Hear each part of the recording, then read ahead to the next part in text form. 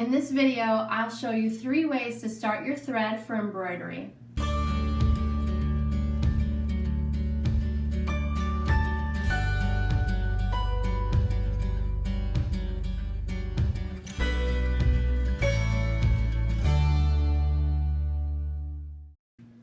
Hi, this is Sarah with Notorious Needle, bringing you geeky, cheeky, and 3D cross-stitch.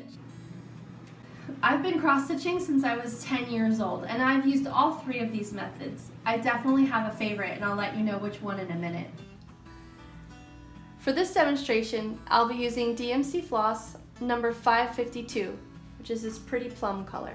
I'll be using a size 26 tapestry needle, already threaded, and 11 count Aida cloth, nice and big so you can see it in the camera. I'm only using 2 threads on this cloth so you can better see how the stitches work. The first method I'm going to show you to start your thread for embroidery is the knot method.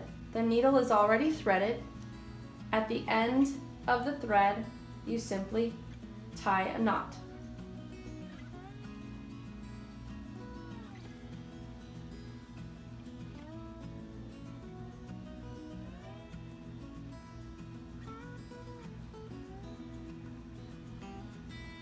Then, when you pull the thread through the fabric,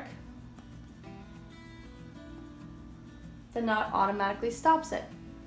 And this is what it looks like on the back. When you're done, you could go through the back and snip off all these extra threads. Another method for starting your thread for embroidery is to bury the thread under the first few stitches. First, you start your row of cross stitch.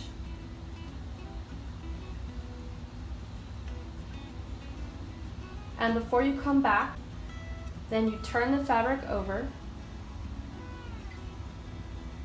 and make sure that when you go into the next hole, it covers the thread.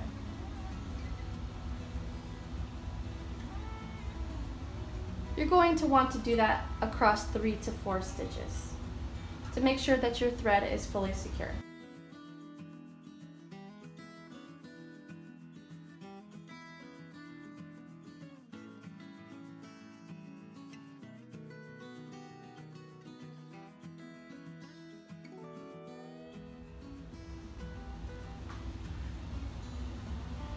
Stitched this way, you can even go back under these stitches to bury the thread at the end. The third way I'm going to show you to start your embroidery thread is the loop method. You start with 1 long strand of floss, fold it in half, thread your needle. Then when you start your stitches, the end of the thread creates a loop.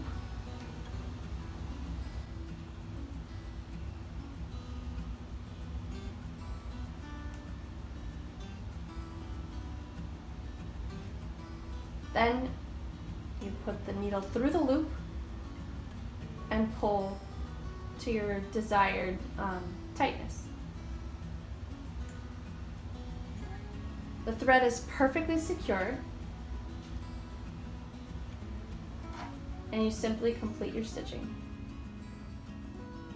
And here's how it looks on the back.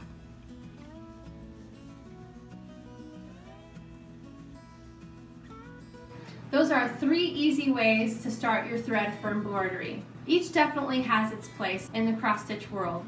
The knot you could use for small projects that you have a hard time starting, and the back doesn't matter. The bury method works when you want to conserve thread and you have more room in your project to start your thread. I definitely prefer the loop method. It's super easy and you can anchor your thread in a single stitch. It works really well for small projects.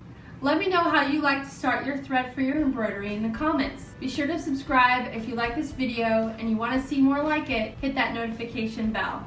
And remember, you don't have to be perfect at it, you just have to love it. Stitch on.